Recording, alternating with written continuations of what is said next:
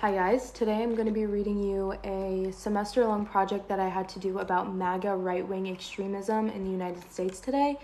I'm reading this to you in hopes that if you consider yourself a neutral person or a person who doesn't necessarily want to get involved with politics, why maybe you should switch that narrative and try to see things from another perspective. So this specific essay that I did is a more personal opinionated thing. So there was 4 essays in total this semester, and the first 3 were research based. So I did have to do plenty of research about the other side and why they believe what they believe. So I do understand from that point of view. However, I don't agree with it, and I think there's a problem that's happening in our country right now and it needs to be addressed. So I hope that you can listen with an open mind and think about what I'm saying. Rising against regression. In times when truth is twisted and disguised as patriotism, standing up to right-wing MAGA extremism isn't just a choice, it's a moral imperative. Their agenda thrives on fear, division, and the erosion of fundamental rights. Remaining silent is complicity. Activism today means defending democracy, protecting marginalized communities, and refusing to let misinformation dictate the future. We must arise bolder and more than ever. This is not about politics, it's about justice, dignity, and the soul of our nation. There are many ways we can protest for equality. It entails challenging justice with courage and conviction without resorting to violence, but with undeniable presence and purpose. I was supposed to study this because I couldn't stay silent watching communities be stripped of their rights and dignity. I hope to march with equality, not with fists of anger, but with the voice demanding justice. While I stand firmly against the rise of MAGA extremism, I know that to be effective, I have to understand the other side. Not through headlines, but through real research and open-minded study. I've worked to challenge my own assumptions without abandoning my values, because true activism isn't about shouting louder, it's about being deeply grounded in truth. Living as a minority in today's political climate means carrying a constant heavy awareness that your rights are never guaranteed. Although the Constitution is in place, our rights often get twisted to serve power. Speech protects hate, while peaceful protest is punished. Protection feels hollow while minorities live in fear. The law should shield us, but too often it's against us. In my anecdotal introduction, I chose to write in the forms of journal entries to offer a more personal perspective. I wanted readers to feel even briefly what it's like to live with the quiet fears that many minorities face daily. It was a way to make these fears we face on a daily basis harder to ignore.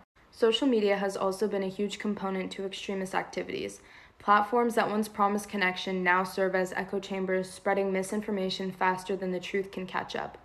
It's being used for campaigning, to influence voters, get politicians' raw thoughts, as well as hear what citizens think about specific issues.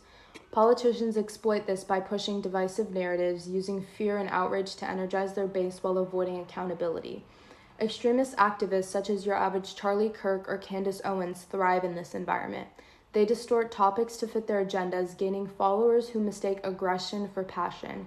Over time, this constant reinforcement can skew perceptions of reality, making individuals more susceptible to misinformation and less likely to critically examine the sources of their beliefs.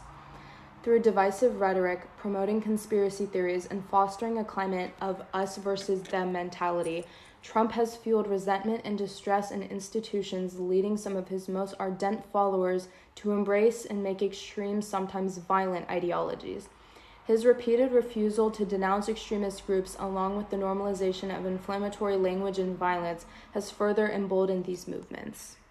The specific definition of extremism is the threat posed by individuals or groups who are willing to resort to violence to further their agendas.